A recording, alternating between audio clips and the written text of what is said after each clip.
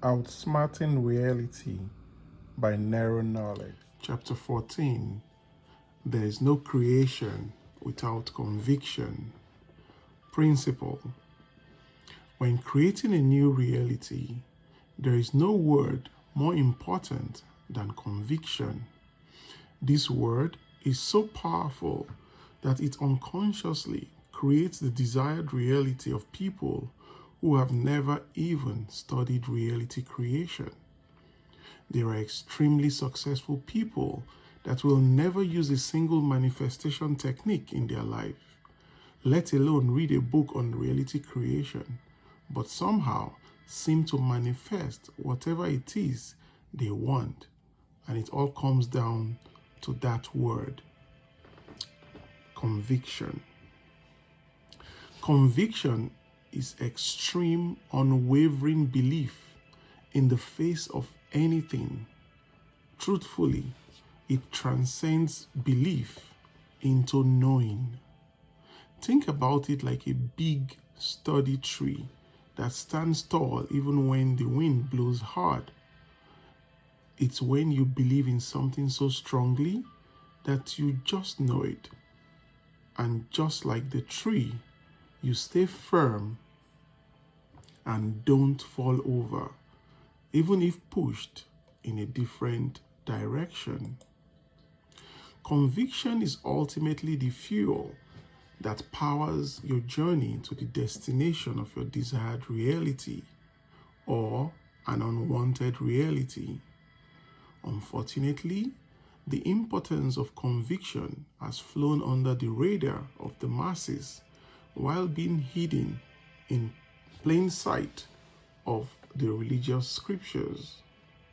Quote, "And Jesus said unto them, Because of your unbelief, for verily I say unto you, if you have faith as a grain of mustard seed, ye shall say unto this mountain, Remove hence to yonder place, and it shall remove, and nothing shall be impossible unto you."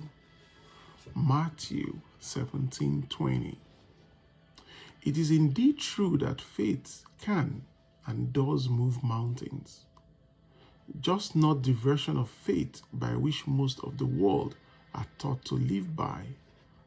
In the modern world, when people speak of faith, they are truly referring to trust, and trust will never be enough to alter reality because it indirectly implies the potential for being wrong, which is the breeding ground for doubt.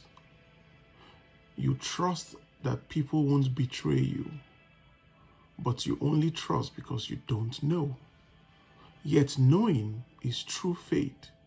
That is the essence of conviction. Faith comes from the Latin word fides, which referred to a level of confidence that is basically conviction. It's not about believing. Belief is not strong enough to command the forces of nature because, like trust, the only reason we believe is because we don't know. Belief alone will never be enough to alter reality. You know your name. You know that when a light switch is flicked, it turns on. You know that when you turn the kettle on, it'll start to boil.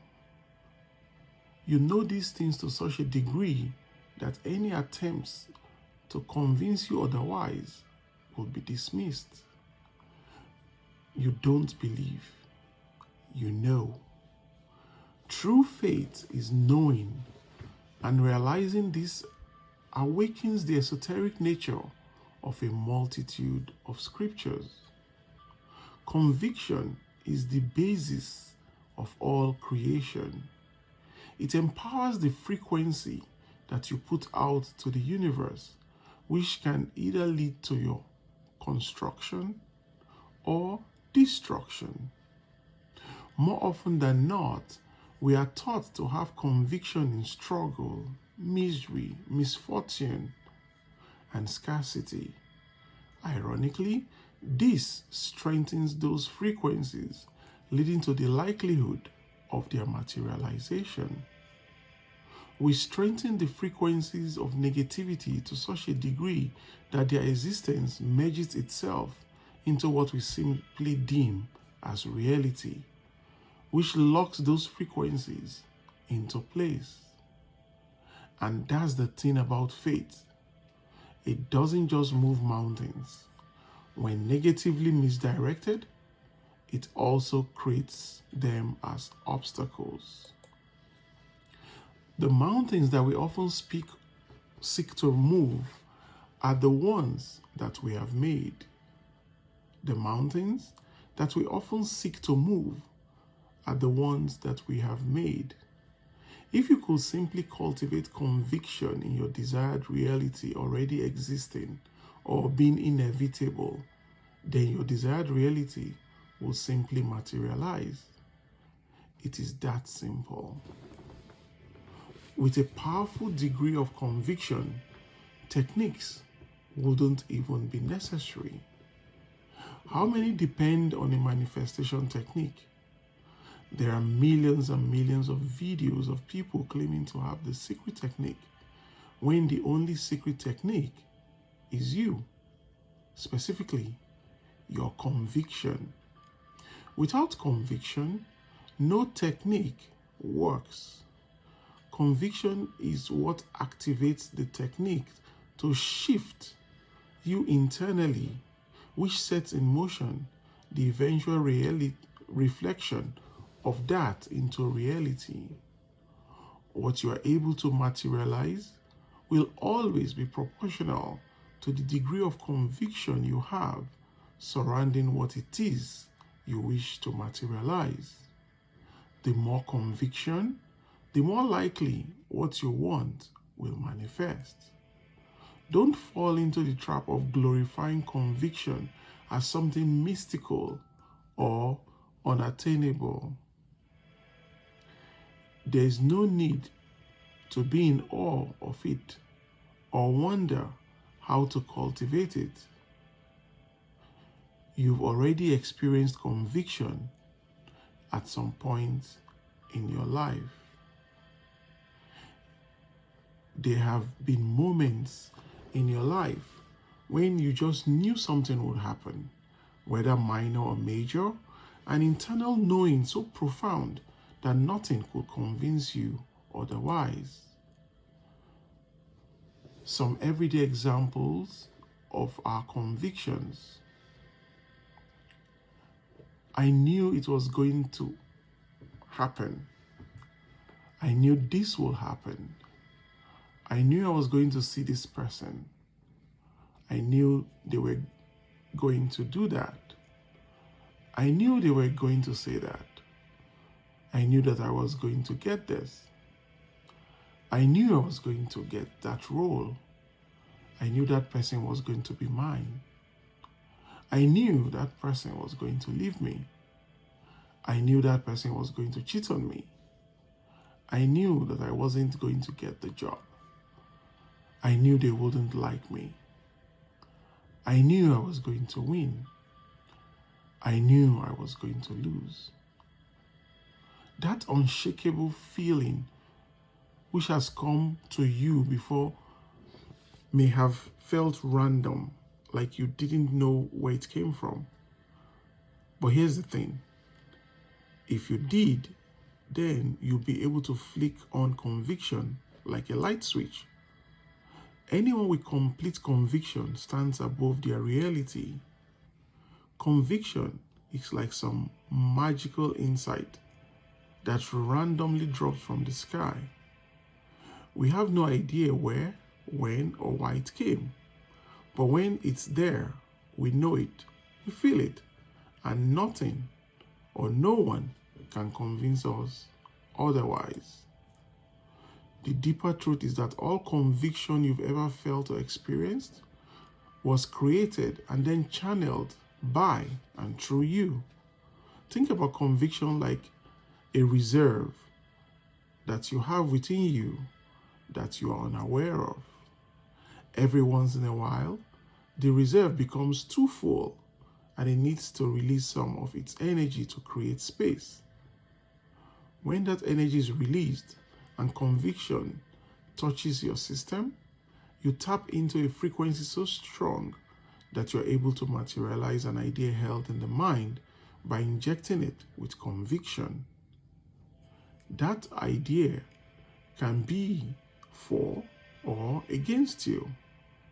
As stated in the examples earlier, there are a multitude of ideas that exist in your mind, all waiting and seeking to be materialized. When conviction touches the system, those ideas fight for this superpower, which make them more likely to materialize. If the conviction you experience is the result of the reserve being too full, it's natural to wonder how to withdraw from that reserve at will. Imagine being able to draw from your conviction reserves at any given moment. That's essentially the ability to create your desired reality at any given moment. So how can we do it? It's simple.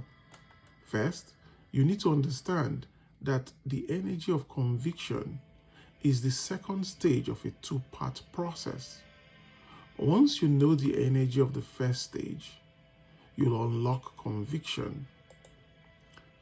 Before conviction is conviction, it is first self-trust.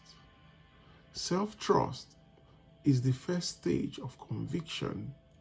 Self-trust can be defined as the ability for you to do what you know you need to do and to avoid doing what you know you shouldn't be doing. The mind always keeps track, but more than that, it keeps score of your ability to follow up your own word and your own direction. There are things that you know you should or need to be doing, but for whatever reason, example, the old frequency, you're not doing them. This doesn't have to be about creating your desired reality. It's just not about meditating, reading, affirming, or visualizing. It can be as simple as finally going through your emails or letters, updating your CV, going to the gym, cleaning out a room, or standing up for yourself. The reason it doesn't necessarily have to be related to reality creation is because everything is related to reality creation. Nothing is compartmentalized in the mind. It's a familiar concept to the common adage that how you do one thing is how you do everything. The mind keeps score and records everything. The more you stick to your word and the more you follow your own direction, the more self-trust you're going to have, which means ultimately the more conviction you're going to have. As I've said, there are things that you know you shouldn't be doing or don't want to be doing, but for whatever reason, the old frequency, for example, you're doing them. Once again, it can be simple things like not waking up on time, wanting to be punctual but still being late, being quick to judge others, smoking when you've been trying to quit, procrastinating on that thing, or drinking when you've been wanting to stop. There are indeed spiritual consequences to smoking and drinking, but they do not affect your ability to create your reality.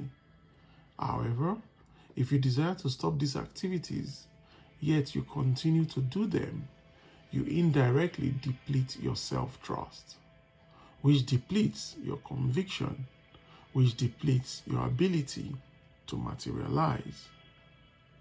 It is not the acts that are the issue, but your perception of them. The erosion of self-trust happens when you repeatedly engage in actions you want to stop but continue doing anyway.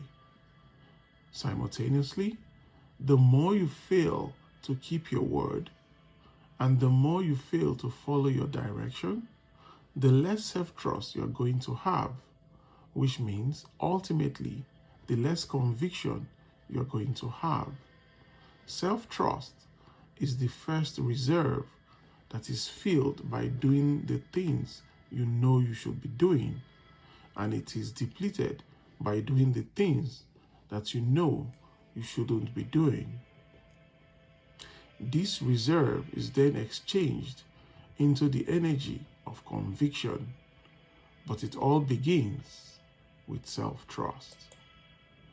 The more evidence that your mind gathers to prove that you are who you say you are, that you can command and direct yourself, then the more likely reality will believe you when you tell it who you are, and the greater your ability to command reality.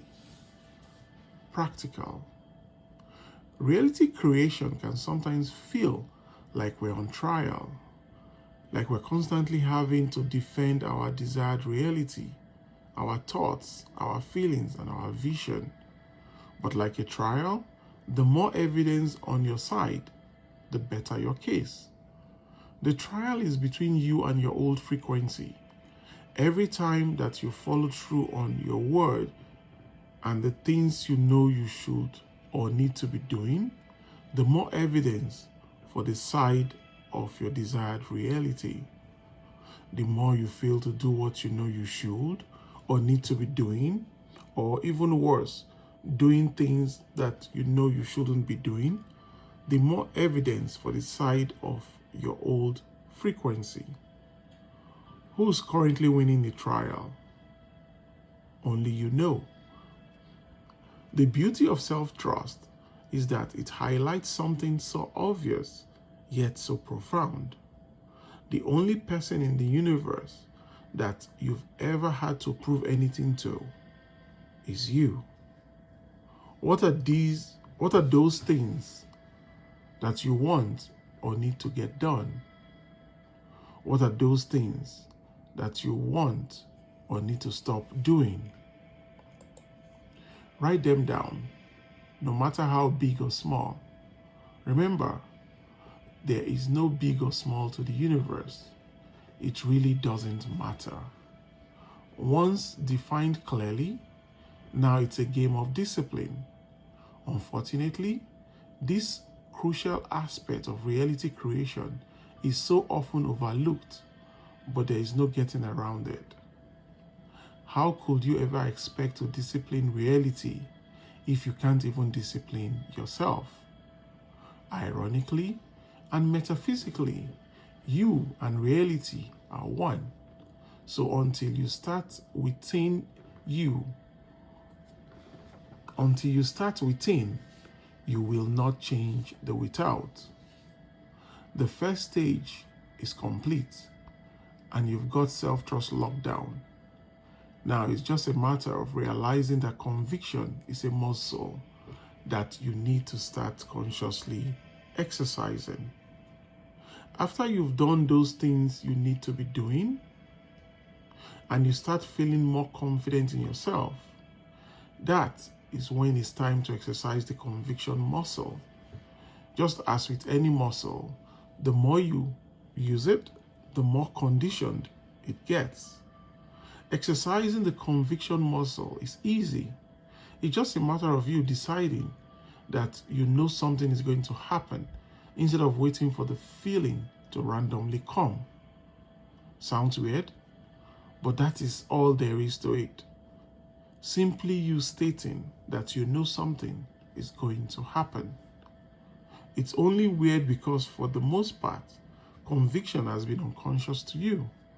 But now we are making it conscious, almost like breathing off autopilot and making it conscious. decide with great precision and unshakable confidence that you know whatever it is you want to manifest is already yours, and nothing can convince you otherwise. At first, it might feel a bit rough or strange, but that unfamiliar feeling is simply you harnessing the power that, without realizing, you've been drip feeding to yourself your whole life. To exercise true conviction, you must exercise expectation, because expectation is creation. Again, to exercise true conviction, you must exercise expectation, because expectation is creation. Think about the times in your life when you've said, I knew that was going to happen. What was that? Did you become a prophet? Did you become a seer? Every time you knew and it happened, you weren't a prophet. You were a creator. The truth lies in frequency. And the truth is, you created it with a power that's been hidden in plain sight your whole life. You expected it. Expectancy creates reality. Expectation is creation. When you expect something, that means you are anticipating it. Think about a boxer. When he's in the ring, he must anticipate his opponent's punches. Anticipation is a form of preparation, and to expect is to prepare for the frequency that you are expecting. When you prepare for something, that means you know it's going to happen, and that's the key that will unlock your desired reality. Knowing. Most people think that manifestation is believing, but as previously mentioned, that's why they will never manifest. Believing isn't enough. When you believe something, that means it's not a fact. Do you believe that a switch will turn on the light, or do you know it will? That's exactly what expectancy taps into. Knowing, confidence, and conviction. Those are the infinity stones of manifestation. Most live their lives using expectation to create the worst realities for themselves, never realizing that through their expectation, they are indirectly preparing, opening their arms to their old frequency. How many times do you expect the worst in life? Isn't it weird that you expect the worst more than you expect the best? Why is that? It's almost easier and normal to expect the worst. But why? It all comes down to programming, conditioning, and training. The world has trained you to expect the worst, so you create the worst. Most people expect the worst for two reasons. One, they've been sold the idea of it. Two, they've experienced it. Let's look at the first reason. If you want to create your desired reality, then you can't live in the world. If you live in the world, you will never manifest what you want. You must live in your world. You need to quite literally create your own bubble and live in it. Be consumed by it. Anything that does not align with your desired reality must be filtered out. People are criticized for being tone deaf, but that is nothing more than an isolated mind. I'm not suggesting you act as if the issues of the world do not exist. Just to recognize your own issues and prioritize them ahead of those of the world. The world sells limitation, scarcity, misery, misfortune, and suffering, which, when bought, sets one up to expect them. It is through that expectancy reality is structured. Take the concept of recession, for example. The world will sell you the idea that there will be financial difficulty, unemployment, and layoffs, and it will repeat them until you expect it. Through training you to expect it, you energetically prepare through training you to expect it, they energetically prepare you to create it. You get what you expect.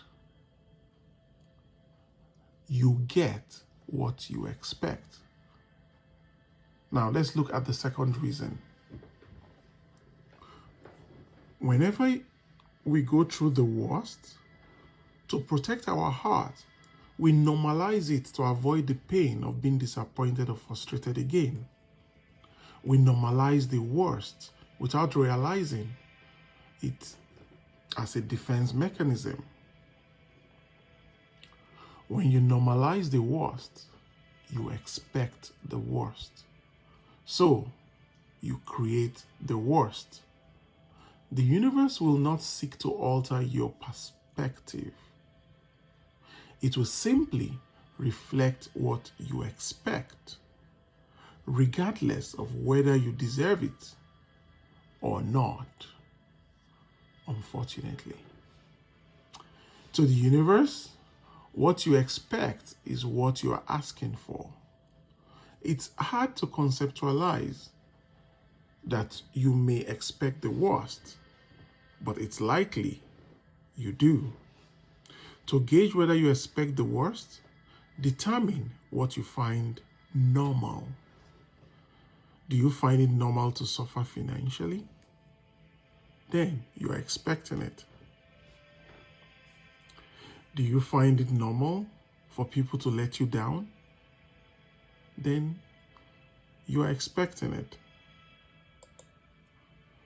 Do you find it normal to be overlooked at work? Then you are expecting it. Do you find it normal to be unemployed? Then you are expecting it. Do you find it normal for your business to stagnate? Then you are expecting it. Whatever you find normal is what you are unconsciously, indirectly expecting. And anything that you find normal will find you. Your desired reality must become normal to you before it can become normal to the world. To normalize your desired reality simply requires neutralization. The moment you become neutral to your desired reality, you collapse the space between you and it. Neutralization is simply a matter of relinquishing the external reliance of your desired reality by giving it to yourself internally to such a degree you are good with it or without it. Think about expectation like ordering at a restaurant. If you want steak, but you ask for fish, what are they going to bring out? The directions you look in is eventually where you will find yourself. A powerful example of faith-based expectancy is found in the biblical story of Elisha and the three kings. During this time, King Jehoram of Israel, King Jehoshaphat of Judah, and the king of Edom found themselves in a desperate situation.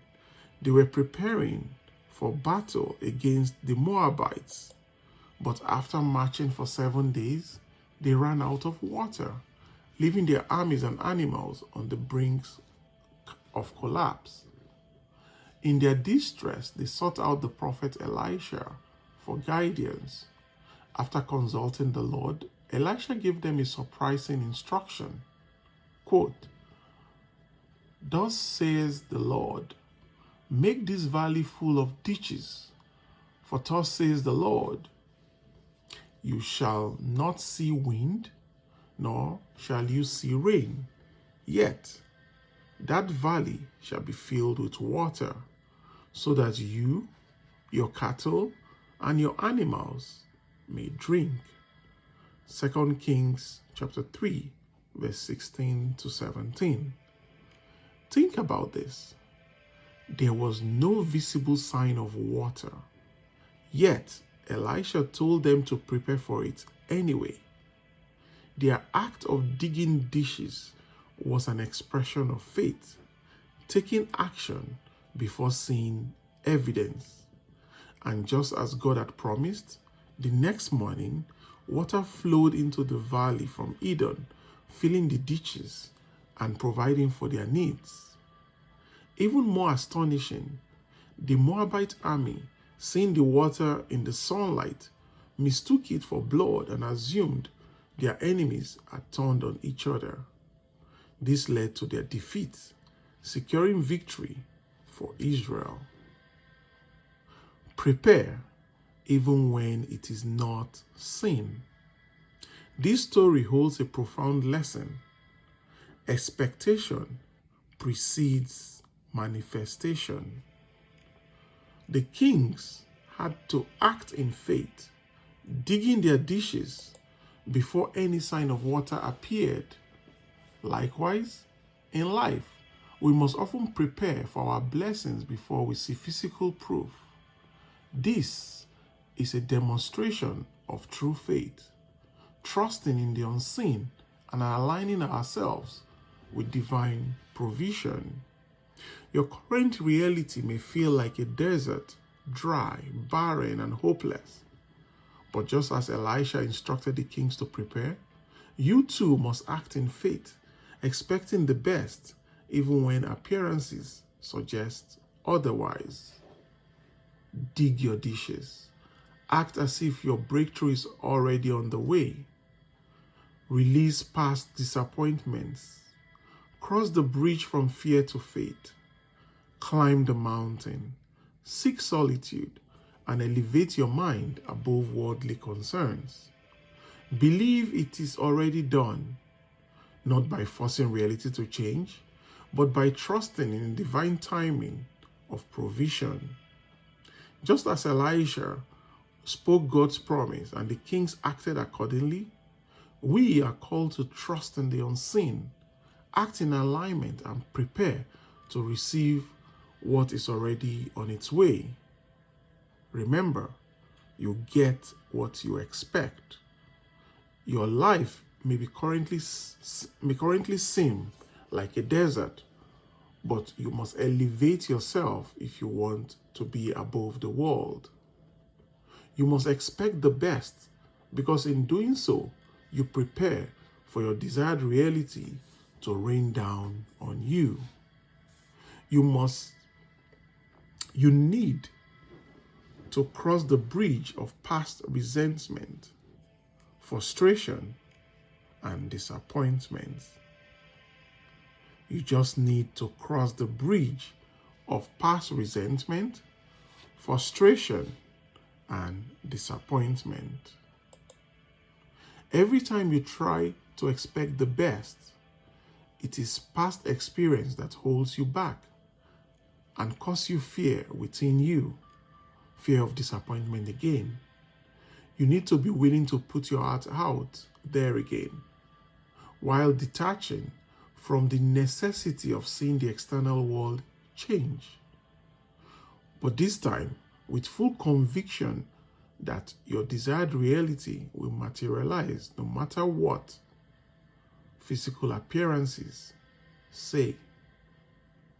There will be instances your desire does not unfold as intended.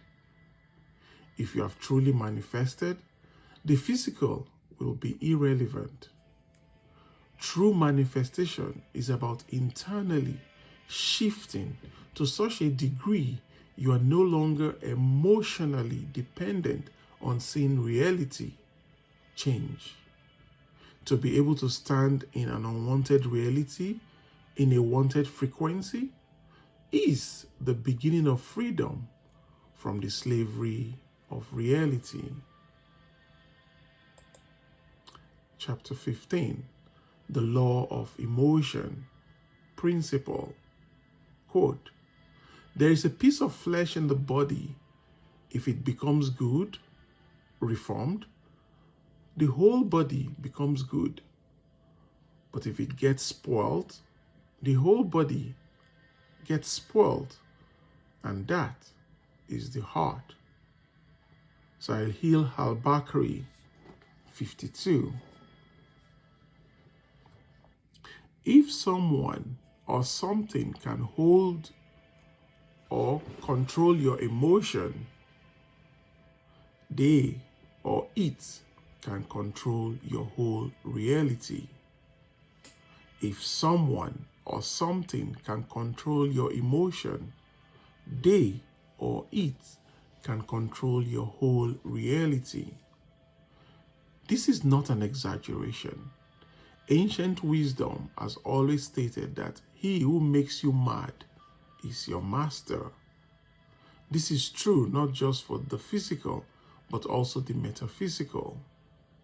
When it comes to manifestation, there seems to be this hyper fixation on thoughts alone as being the sole contributor to your reality. But a simple reverse engineering of reality reveals otherwise. If I can control your emotion, I can control your energy in motion. If I can control your energy in motion, I can control your vibration. If I can control your vibration, I can control your frequency. And if I can control your frequency, I can control your reality. The idea of controlling emotions seems beyond us. And that's because we have been sold the lie that our emotions are out of our control. Ironically, this belief leads to a frequency where it appears they are, which ultimately leads to a reality that appears out of your control. It is a paradox that many desire to control their reality but claim they have no control over their emotions. So long as emotions are out of your control, all attempts at controlling your reality will always appear out of your control. Emotions only appear to be out of your control because that's how reality also appears. Things happen to you as you go through life, cementing the idea that they are outside your control. You will never get to your desired reality while maintaining the belief that emotions are outside of your control.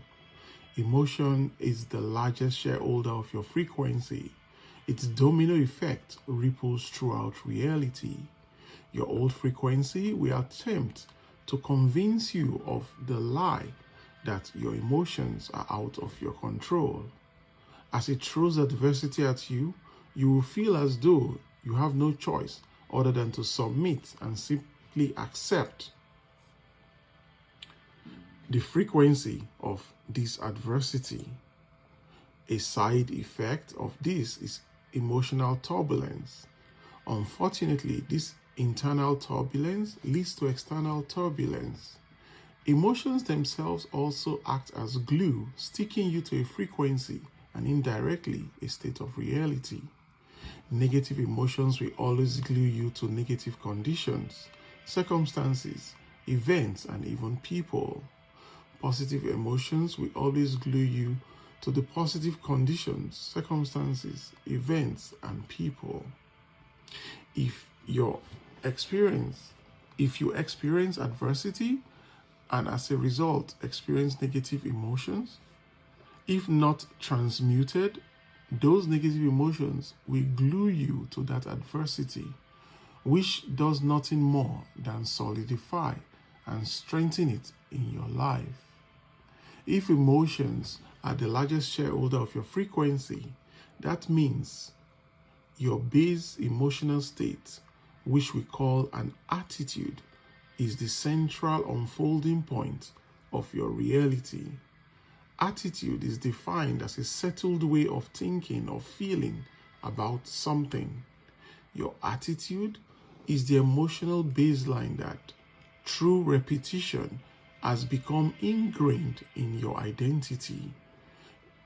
A simple thought experiment that takes a couple of seconds can prove to you that you have always been in your control of your emotions. A simple thought experiment that takes a couple of seconds can prove to you that you have always been in control of your emotions. Close your eyes and relax. When you feel calm, imagine the person that matters to you the most. See them and allow the love to appear. Then imagine the idea of being at that person's grave.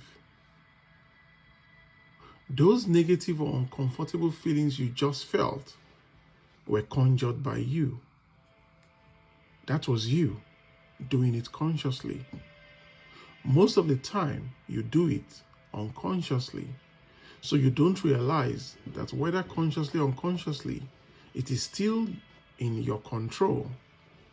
The moment you awaken to the truth that you control your emotions, you will have the entirety of reality in the palm of your hands. Detach from the idea that they are above you and out of your control, because indirectly, this is a confession that reality is out of your control. Without emotion, nothing works.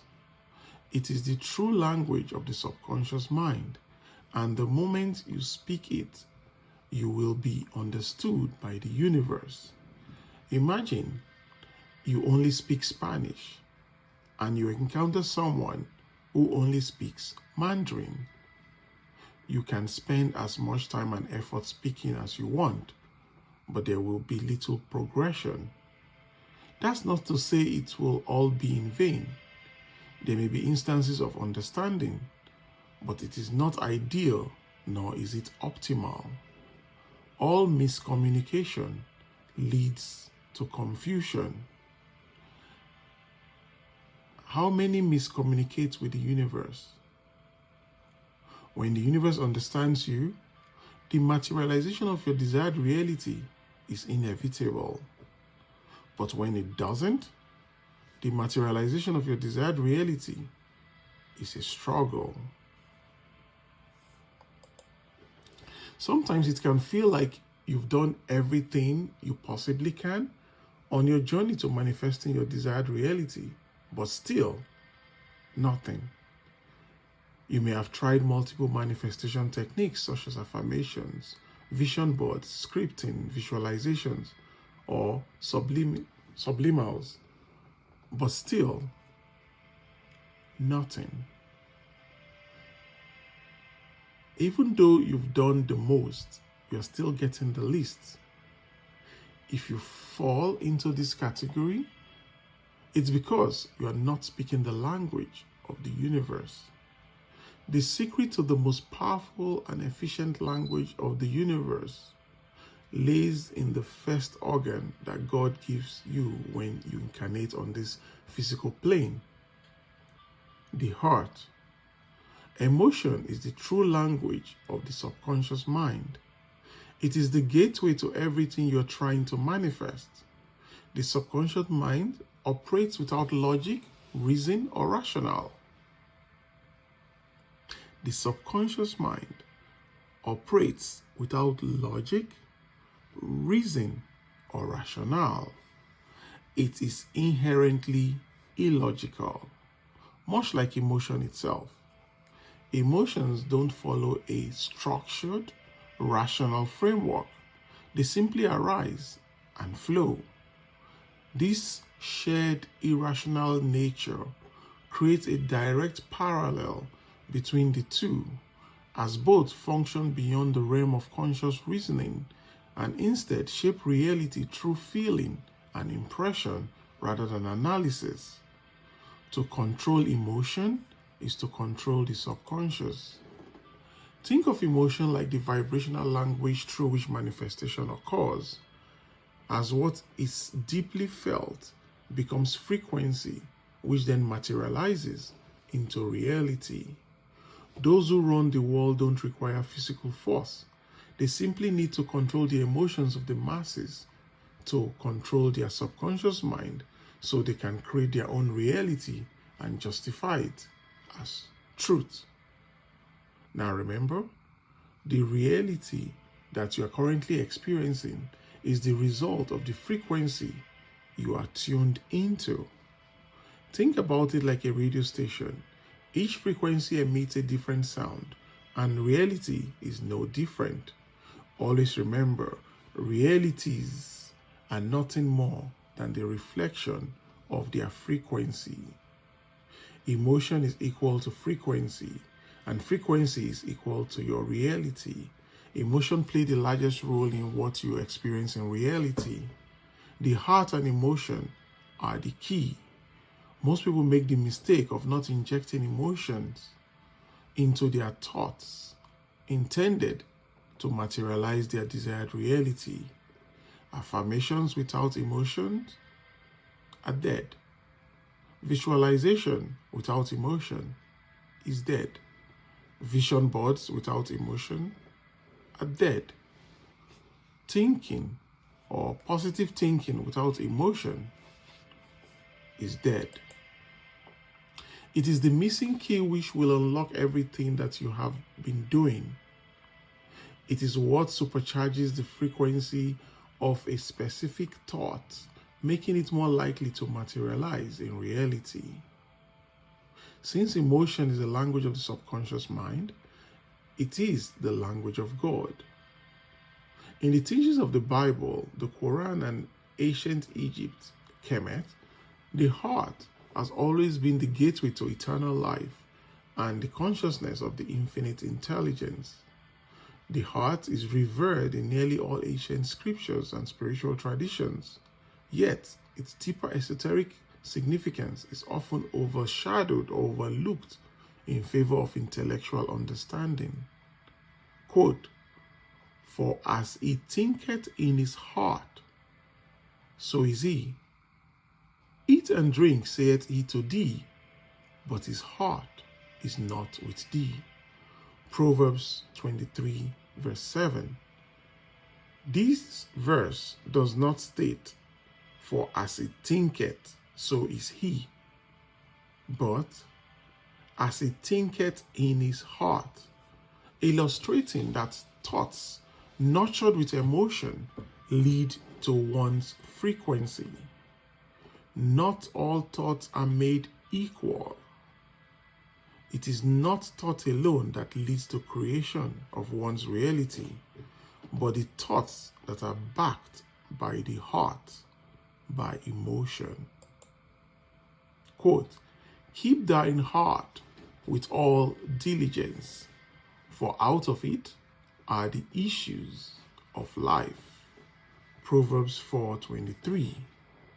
This verse illustrates that the heart must be protected, for the issues that we experience in reality stem from it. And with a metaphysical understanding, it all makes sense. The heart produces emotion. Emotion is energy in motion. When energy that is in motion gains momentum, it becomes vibration. When vibration continues to gain momentum, it becomes frequency. Frequency is nothing more than immaterialized reality. The suffering that we often experience can be traced to our hearts, and so ultimately our frequency. Many suffer adversity and let reality hurt or distort their hearts naturally, but unfortunately, this leads to a distorted reality. Everything is a reference to everything you can experience in reality. The origin of reality is your frequency, and a large percentage of our frequency is derived from the heart. It has been stated that the heart produces an electromagnetic field that is 60 to 100 times larger than that of the brain, highlighting the power of the heart. In ancient Egypt, Kemet, it was believed that the heart recorded all the good and bad deeds of a person's life and was needed for judgment in the afterlife. Practical. Your emotional state nourishes and allows your mental state, which can take place either positively or negatively. The emotional state that you occupy must be reflective of your desired reality, meaning that you must feel how you feel in your desired reality now. Emotion is not just euphoria or joy, excitement, or happiness. It can refer to serenity, calm, bliss, accomplishment, or satisfaction. It isn't necessarily overwhelmingly intense, although it can be. It must simply be as close as possible to how you'd feel in your desired reality. One way to access the emotional state that you would have in your desired reality is to exist in the mental state that you would have in your desired reality. The other technique prescribed earlier is when you internally, intensely, and vividly experience your desired reality to generate the emotion you would feel.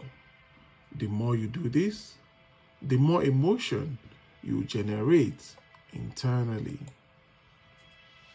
It should be noted that the more you experience your desired reality internally, the less you will desire it externally, since the emotions eventually burn out like fuel. This is perfect. People often conclude, after learning the power of emotions, that they must ignore negative ones as they will ruin everything. The truth of reality is that adversity is inescapable. There will be instances in which reality presents an emotionally stimulating experience that is negative. There's nothing wrong with feeling negative emotions. The real issue isn't the emotions themselves, it's the lack of awareness around what they are, what they signify, and how to transmute them. Without that understanding, emotion becomes confusion. With it, emotion becomes power.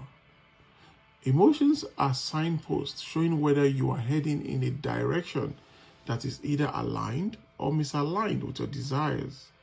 They are indicators. It is common for vehicles to display a flashing symbol on the dashboard when something is wrong. Emotions are like those flashing symbols, showing whether you are creating a reality that is either aligned or misaligned. Negative emotions are an indication that you are centralizing your consciousness on an aspect of reality that is unwanted. Negative emotions are an indication that you are centralizing your consciousness on an aspect of reality that is unwanted. That centralization of consciousness is typically expressed through either thoughts or focus. The aim of adversity deployed by the old frequency is singular: to immerse you in the whirlwind of emotional turbulence to such a degree that your frequency alters to be resonant with the adversity. Once internally resonant with the adversity, that sets it in motion to eventually be expressed externally.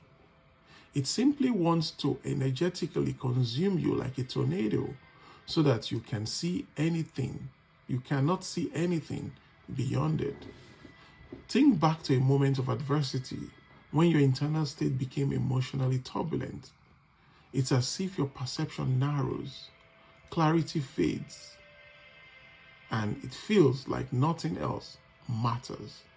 The emotional intensity clouds your awareness, making it difficult to see beyond the immediate experience.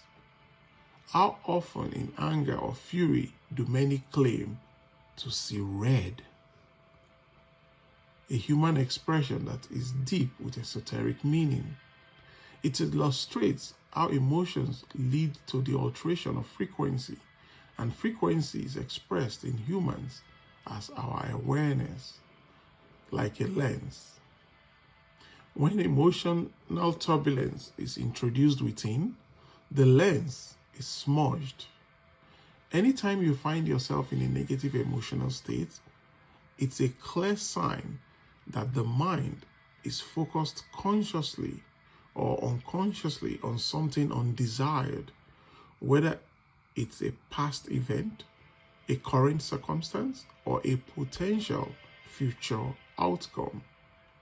The only true way to move through negative emotions is by engaging in a conscious process that shifts the mental filter, distorting the emotional energy, a process known as emotional alchemy. Every unwanted reality or adversity holds within it a hidden energetic polarity that, if uncovered, can begin fueling the materialization of your desired reality. It's already obvious, but often subtle, concealed beneath emotional noise and mental resistance. But it's always there. No adversity exists without its counterpart, an embedded seed that reflects the very reality you're trying to create.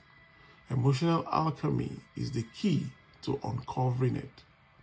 The process of emotional alchemy can be applied to all negative emotion that arises throughout life.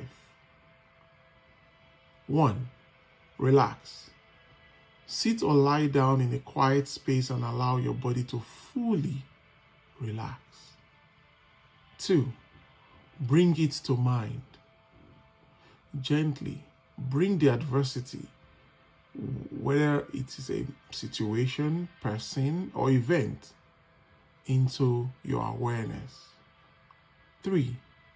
Feel fully. Let yourself experience the full depth of the negative emotion without resistance or avoidance. Stay present with it. 4. Stay until it shifts. Remain with the emotion until it begins to soften or dissolve. This may take 20, 30, or 60 minutes, or even longer. There is no rush. The key is to stay with the feeling until its intensity naturally begins to fade. 5. Reach neutrality. Eventually, the emotional charge will fade and you will arrive at a neutral state. 6. Extract the seed. From this place of neutrality, revisit the adversity and search for the hidden seed within it, some perspective or insight that supports your desired reality. 7. Feel the shift.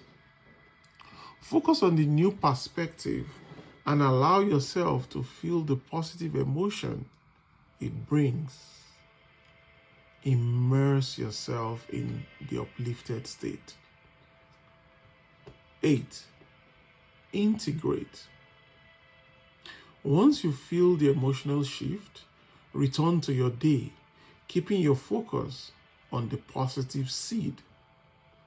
If your mind drifts back to the negative, gently redirect it. Emotional alchemy is a highly adaptable technique that can be applied across a wide range of challenging circumstances. Whether you're facing an empty bank account, an eviction notice, disappointing results, difficult people, or high-stress situations. This process can be extrapolated to any adversity that stimulates negativity within.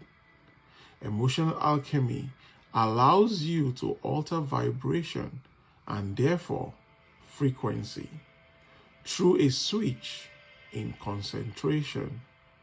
It's about changing the emotional charge rather than being consumed by it.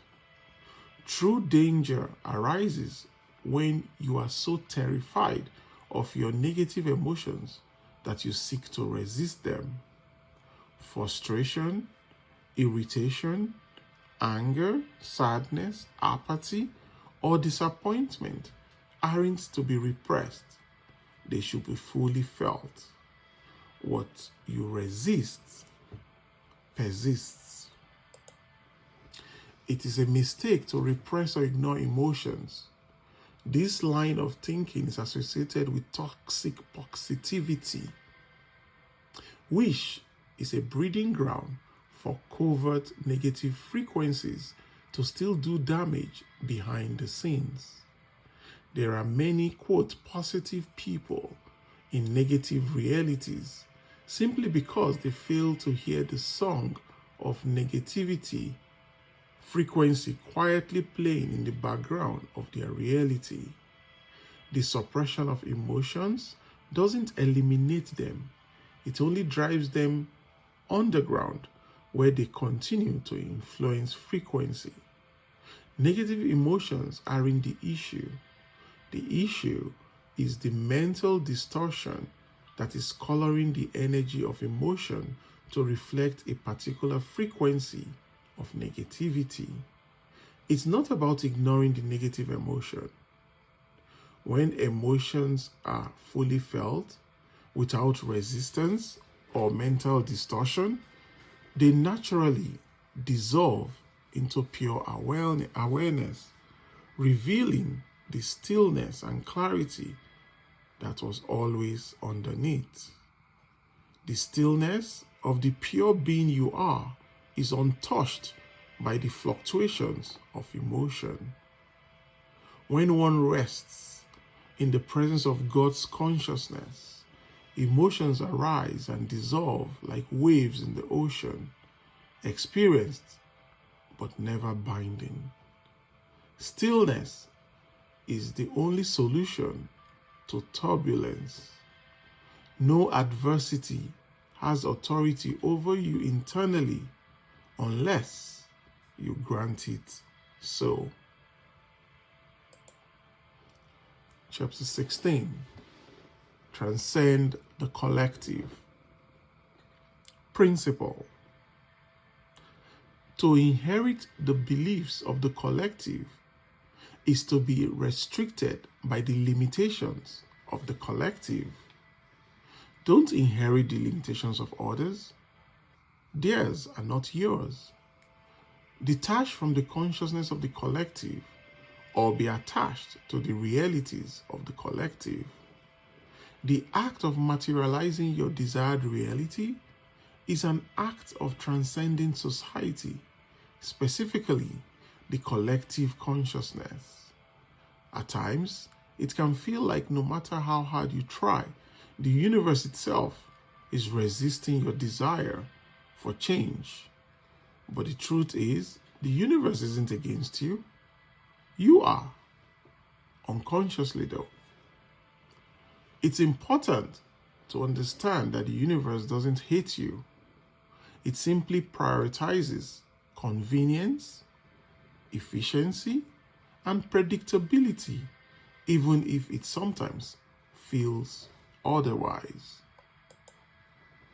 This leads to a feeling that the universe is against our desire to change for the better, and that mechanism is called energetic equilibrium. As a system, the universe prefers balance. The universe naturally seeks energetic balance and convenience. Once something is calibrated to a certain frequency, it will, for the sake of efficiency, work to maintain that frequency, resisting disruption to preserve stability. Metaphysically, this energetic equilibrium helps to explain why the rich gets richer and the poor gets poorer. Once the universe has you calibrated to a particular frequency, it will do anything in its power to maintain you at that level, whether you are prospering or suffering, whether it's what you want or not. Once a frequency stabilizes, it becomes preserved and protected at all costs. It is impersonal. Like your old frequency, it is a blind intelligence that merely acts impartially. You are a walking universe, so you too are bound by its laws and mechanics. We also have a form of energetic equilibrium within us. There exists a collective frequency that seeks to bring people under its umbrella and hold them within its grasp. Society is simply a collection of individuals, and as a result, a collection of walking universes. A multitude of universes in unison creates a societal universe of some sort. The societal universe has one purpose, and that is to acquire energetic equilibrium. In humanity, this is expressed through conformity. In the same way you have your old frequency, society has its own frequency with its own mind and its own desires. The desires are created by the collective consciousness that will seek to maintain its existence through materializing in the lives of those who adhere to it. Think of it like a hive mind created by a series of synchronized collective thought forms, which once materialized and experienced by an individual will be regarded as truths. Truths, in quotes, are nothing more than ideas pretending to be truth. As stated in the Hermetic tradition, quote, all truths are half-truths, end quote. Regardless, once accepted, they will be experienced. There are collective ideas that the masses accept as truth without ever realizing it. It's simply something they have subconsciously accepted. Once accepted by the subconscious mind, materialization follows. Collective truths are Trojan horses. They appear to be logical, rational, and maybe even sensible, but when looked at from a metaphysical view, do not serve you in any way or to any degree. What is the point of maintaining a truth that does not serve you? What is the point of maintaining a belief that does not serve you? If what you deem to be true or believe materializes in your reality, does that serve you? How does the idea that all rich people are evil serve you? How does the idea that dating industry is terrible serve you? How does the idea that because you are a certain race or gender, the world will be against you serve you? How does the idea that there are no opportunities in the world serve you? All completely reasonable, logical, and somewhat sensible truths accepted by society. But if they materialize in your reality, how do they benefit you to any degree? You can't have the same state of consciousness or frequency as those around you and expect your reality to be different. You can't have the same frequency as the average individual and think that your reality will be an exception. To be an exception in reality, you must have an exception mentality. To be an exception in reality, you must be an exception mentally. Being an exception mentally means not accepting the truths of which the world will attempt to convince you, because when it eventually materializes, you will convince yourself that it is the truth. Until you are willing to give up everything you've regarded as true, you will continue to experience the same reality, which poses a question. In staying in the comfort zone of past experience and truths, what more than creating a new truth, a new experience? Is staying in the comfort zone of past experience and truths, in quote, what more than creating a new truth, a new experience? Are you ready to give up the collective beliefs? That is the only way you will be detached from the reality of the collective. Practical. Pondering whether to detach from collective truths triggers the societal hive mind into a state of discomfort, which it then projects onto you. Do you feel audacious? Do you feel tone deaf? Do you feel ignorant? Do you feel crazy? Deep down, you know that if you were to disconnect from the collective truths and create your own, you'll be looked at by all the above, or you'll be looked at as all the above, and that is what you need to accept.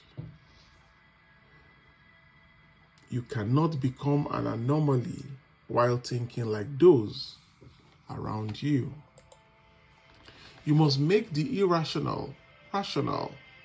You must make the unrealistic realistic. You must make the things that didn't make sense make sense. Frequency will forever defy rationality. We live in a world where boundaries are imposed by society on what is possible for people to achieve. Yet it seems there are those who don't fit the parameters and achieve the unachievable. There seem to be talentless musicians who are extremely successful. There seem to be poor actors who are highly regarded. Those who are unqualified for a position somehow seem to obtain that very position. For some people, the rules do not seem to apply, and the truth is they don't. But the deeper truth is that there are no rules other than the ones you accept. The biggest barrier to materializing your desired reality will be when you regard as common sense. The biggest barrier to materializing your desired reality will be what you'd regard as, quote, common sense. In other words, your logic. As humans, what we define as logic or common sense is limited to what we can see in the world around us. We see through a process that involves reflection and refraction of light, but primarily reflection when it comes to perceiving objects. Visible light reflects off the surface of an object and enters our eyes. The eyes themselves do not see. They receive this light and convert it into electrical signals via the retina. These signals are then sent to the brain, which interprets them and constructs the image we perceive. The key point is this: we only see a tiny fraction of what actually exists. Visible light makes up just a small portion of the electromagnetic spectrum, which includes many other frequencies like infrared, ultraviolet, X-rays, and radio waves, all of which are invisible to the human eye. Many live a limited existence by regarding a fraction of reality to be its entire truth.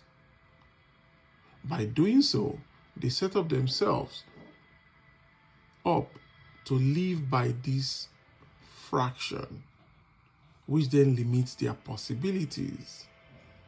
These people will proudly regard themselves as realistic, as if it's a badge of honor. The truth is, it's a badge of dishonor to their infinite nature within. To be realistic simply means you define your world by what you can see, which indirectly is a confession of you being limited. What you and those who accept the same as you deem impossible will be the ceiling you impose on yourselves. There are no truths in reality other than that the subconscious mind accepts as true. Your desired reality has collective beliefs that surround it. Identify them, clearly defining them, and decide to detach from them. Everything is simply a decision, and the inability to see that comes from the hive mind that seeks to keep you under its umbrella to extract more energy from you. To make the impossible possible, it must first be made possible in the mind. Chapter 17.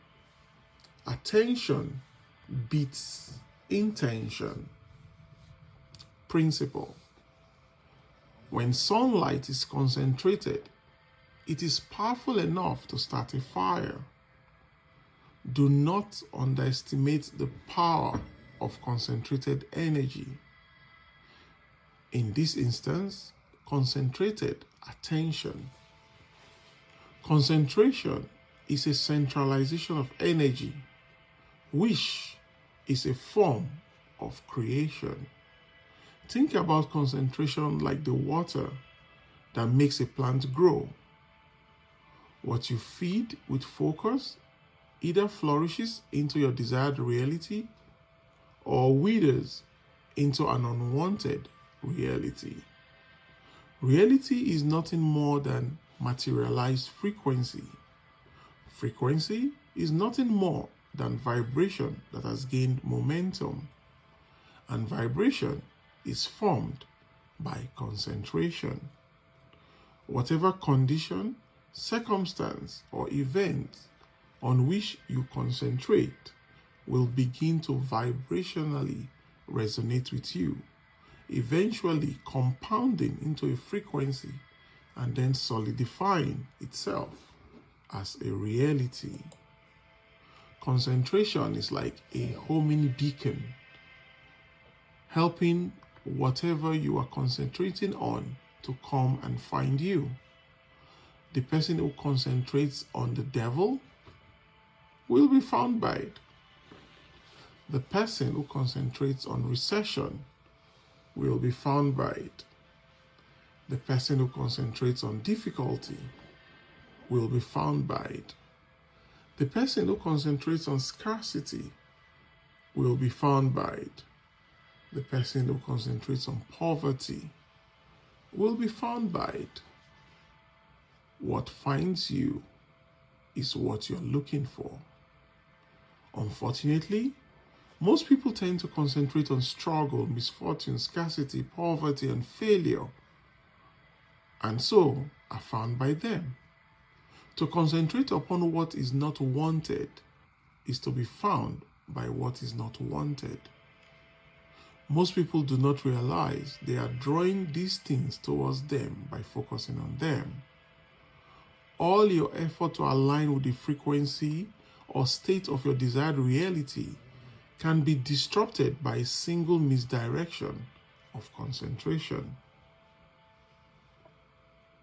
It's like pulling out some weeds, then sleepwalking into your garden and watering those that remain, only to wake up confused by their growth. What you focus on, you feed. Even unconscious attention keeps the unwanted alive.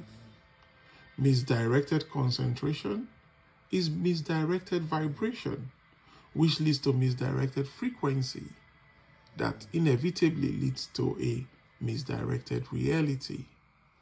When it comes to concentration, the universe abides by the following. Attention is alignment. Your attention determines the frequency with which you align, and your reality will always reflect that frequency, regardless of what you say you want. It doesn't matter how much you desire success. If your attention is on failure, that's where your vibration is directed, and that's the reality you manifest. It doesn't matter how much you want to be rich. If you focus on your lack, you are aligning with the frequency of poverty. It doesn't matter how much you crave abundance. If your attention is on scarcity, that's what you feed into your field. It doesn't matter how much you seek peace. If your focus is on chaos, that's the energy you are reinforcing. Reality doesn't respond to your desires. It responds to your dominant concentration. Concentration is more powerful than intention. In the universe, you can't sit in 2 chairs at once. Those chairs represent frequencies, and you are either in one or the other.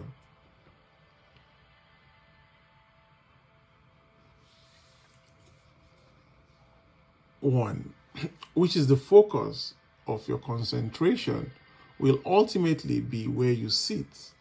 So as a result, where the universe sits with you.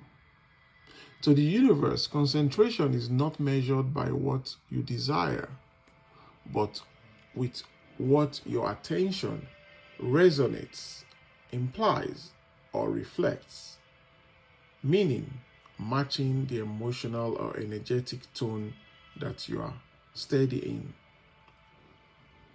1. If your attention resonates with a particular reality, the universe aligns you with that reality. 2. If your focus implies that something is true, even subtly, the universe interprets that implication as instruction and begins moving you towards it. 3. If your attention reflects a certain belief or expectation, the universe mirrors it back to you through your experience. In short, it doesn't matter what you want. What matters is what your attention is affirming. The universe doesn't respond to desire. It responds to energetic consistency. Concentration will forever revolve around 2 polarities in your life: the desired reality and the unwanted reality. Quite simply, if you can resonate on your desired reality, whether directly or through things that resonate, reflect, or imply it, you will set in motion its creation at a foundational level. The issue is that adversity is natural, and it temporarily siphons your attention, getting you to concentrate on an unwanted reality. The same goes for an unwanted reality. If you concentrate on it, whether directly or through things that resonate, reflect, or imply it, you will set in motion its creation at a foundational level. It is a game of awareness. If you become aware of which polarity you are feeding, you will know when to switch your concentration away from an unwanted reality to a desired reality. Chapter 18. Prepare to be bad. Principle. Your desire to be, quote, good person is the very thing keeping you in a bad reality. At first, the idea of being a good person may not seem like it has anything to do with materializing your desired reality, but unconsciously, they are directly interconnected more than many will ever realize. The issue with the characteristics of a good person is that they are directly opposed to what is required for you to materialize your desired reality. That opposition exists on 3 levels through what is called a social contract. Until you are willing to break the social contract, you will continue to be signed up to a reality of misfortune, failure, scarcity, suffering, and disharmony. People often feel like they are being held back by those around them. And while that perception isn't entirely wrong, it's not the full truth. The reality is, no one can truly hold you back except you. It's lacking awareness of how you're limiting yourself that creates the illusion that others are the cause.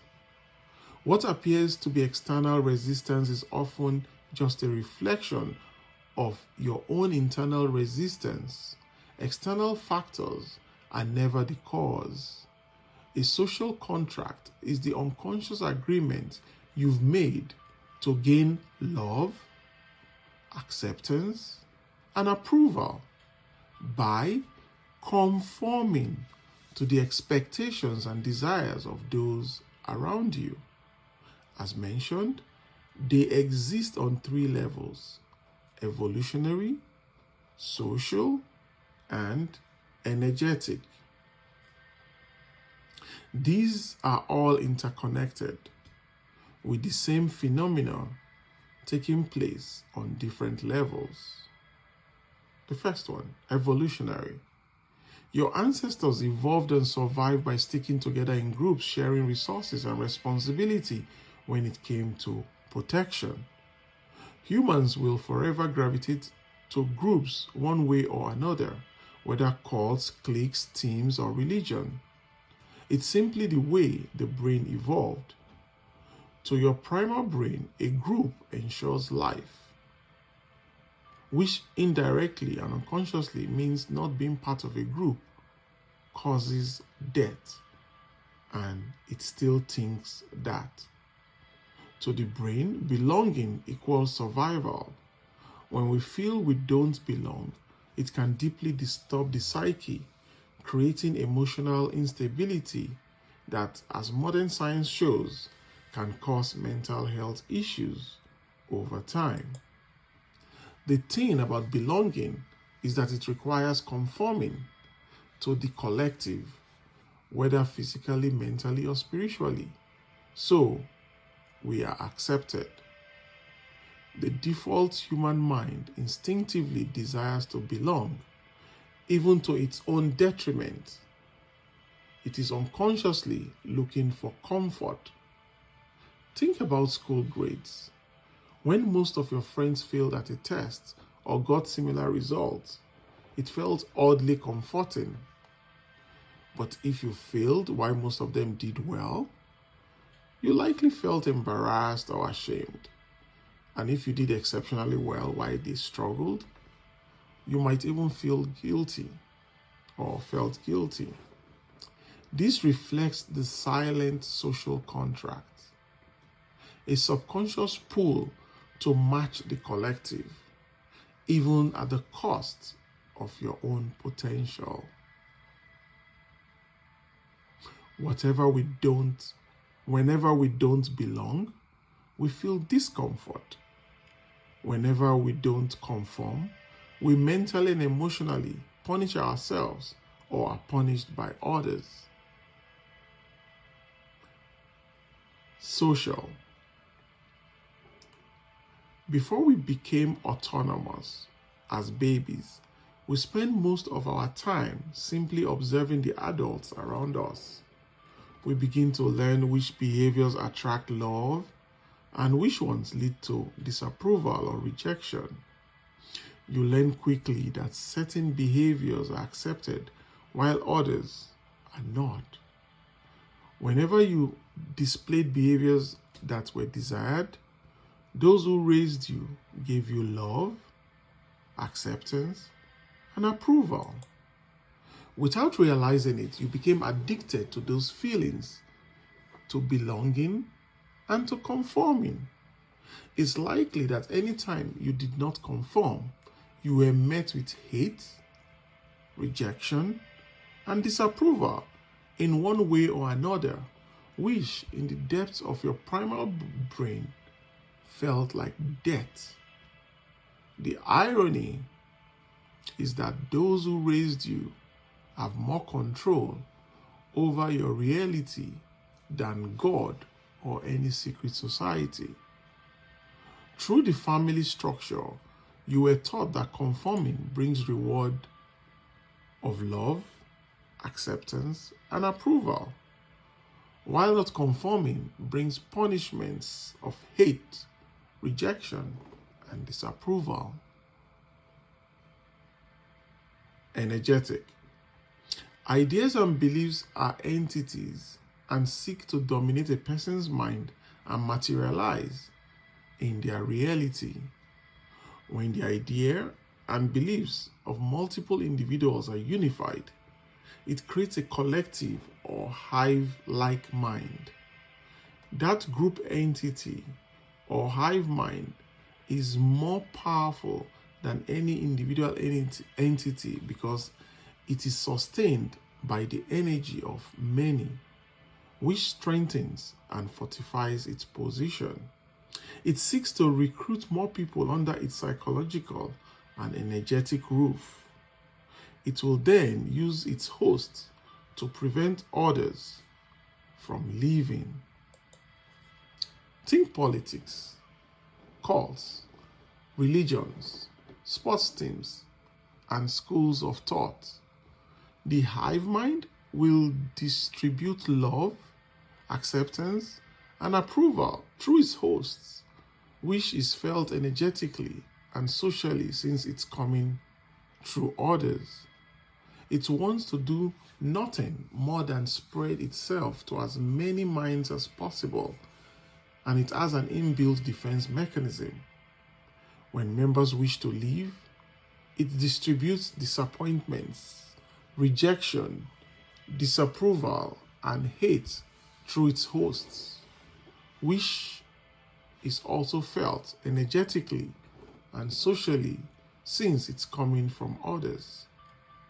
With a clear understanding of the three levels of social contracts, it's now time to re-examine what it truly means to be a, quote, good person within this new context. To most, a good person is someone who, 1, we can relate to, 2, doesn't make other people feel bad, 3, puts others before themselves, even to their own detriment, 4, knows their place, 5, is humble. So it stands to reason that, to most people, having characteristics opposing the above makes you a, quote, bad person. When most people think of a bad person, they're not thinking of someone evil or immoral. They're simply thinking of someone that is different, somebody that isn't like them. Whether you realize this or not, materializing your desired reality requires you to transcend everything it means to be a good person in our society, because otherwise you will be a good person in a bad reality. You will be different and you won't be like them. You will be different and you won't be like them. Of course, I'm not condoning evil or immoral behavior. This is simply a call to unapologetically accept the differences between you and those around you. The process of materializing your desired reality will require you to unapologetically break the social contract that you signed on all three levels. Let's examine how the characteristics of a good person prevent you from materializing your desired reality. 1. Someone we can relate to. It's likely that people will struggle to relate to you if you materialize your desired reality. If you want to be like everyone else, you will vibrationally self-sabotage the frequency of your desired reality to avoid the discomfort that comes with being no longer relatable. Someone who doesn't make other people feel bad. This is number 2. Materializing your desired reality may lead to those around you feeling diminished, insecure, and uncomfortable. These feelings do not arise because of you, but because the perception of you to which they could relate no longer exists.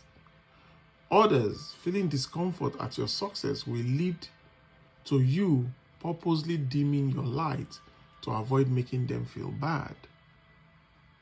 You vibrationally self-sabotage the frequency of your desired reality by diminishing yourself, becoming insecure and uncomfortable in order to make other people feel comfortable. 3. Someone who puts others before themselves, even to their own detriment. Materializing your desired reality requires a degree of selfishness by prioritizing yourself. If you put others first, you prioritize their frequency instead of yours, meaning it never accumulates the momentum required to materialize. 4. Someone who knows their place. Materializing your desired reality requires changing your status quo and leaving others behind. If you accept the limitations of your place in the world, you accept the same energetic ceiling as them. 5. Someone who is humble. It's likely that materializing your desired reality would require you to be the opposite of humble. You have to shift yourself, your self-worth, self-confidence, and self-concept, which will be interpreted by others as arrogance or egoistic. So you avoid lifting yourself, and without realizing it, you lower yourself. It's clear now that a good person is simply someone that conforms. Those who conform are loved, accepted, and approved. Conversely, a quote bad person is simply someone who refuses to conform. Those who don't conform are hated, rejected, and disapproved. The materialization of your desired reality will require you to be hated, rejected, and disapproved to some degree. If you want your desired reality, you must accept all that comes with it. Often, on a subconscious level, we know all that comes with our desired reality, and we avoid it because we aren't ready. As mentioned earlier, Social contracts have an inbuilt defense mechanism to maintain conformity, that is, self-sabotage. You will go to any lengths to be a good person, which even includes destroying the frequency of your desired reality. Practical. There are two ways to break the social contract once and for all. 1. Unapologetic acceptance. Until you can unapologetically accept that attaining your desired reality will lead to those around you considering you to be a bad person, you will feel guilty for your success. And as a result, to avoid that feeling of guilt, you will avoid your success because unconsciously in your mind, they are merged. Out of respect for those around you, you will disrespect yourself. Do you want the love and approval of those around you, if it means you will never materialize your desired reality? If the love and approval of those around you is conditional on never materializing your desired reality, is it truly love and approval? If those around you do not wish for you to be in your desired reality, then what do they wish for you? Do they truly love you? Or do they only love you if you are the same as them? Have you worked this hard to stay the same? You can't feel guilty, or you will unconsciously clip down your own wings just to stay on the ground. You must pursue your desired reality without guilt and realize that reaching it will make you an inspiration to others. 2. Make peace with it. Until you can make peace with being different, every time you conceptualize change, that is your desired reality, your mind will produce nothing but chaos. Most don't realize that they are weighing themselves down with the chaos they associate with the transformation they desire. It's like trying to swim holding an anchor. How will they see me? What will they think of me? Will they still love me? The truth is you won't know until you enter your desired reality. But it's your fear of finding out that is corrupting the frequency. Make peace with being different, and you will find peace in difference. Create chaos from being different, and you will find chaos in difference.